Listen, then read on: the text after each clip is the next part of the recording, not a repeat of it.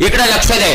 पहिलं काय भेटलं? स्टिम्युलस. मी तुझ्या कानाखाली मारावं लागन मला, तेव्हा तुझ्या कानाखाली आग निघन बेटा. हो सर, माझ्या कानाखाली का मारता? स्वतःच्या कानाखाली मारन बेटा. आपण काय म्हटलं बेटा?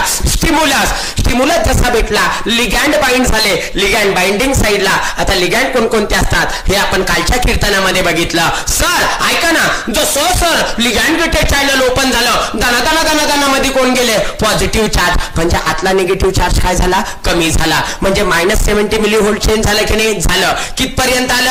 आणि एवढं पाहिजे आपल्याला. हा मग -55 मिली व्होल्ट झालं लेकरांनो. एक्झॉन हिलॉकवर इथं बेटा तो -55 मिली व्होल्ट झालं. तर त्यावेळेस कोण फायर झालं?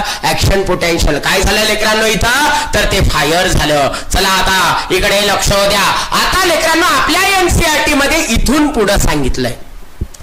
याच्या अगोदरचं सांगितलंय का एनसीईआरटी मध्ये? नाही. इथून पुढे आपल्या एनसीईआरटी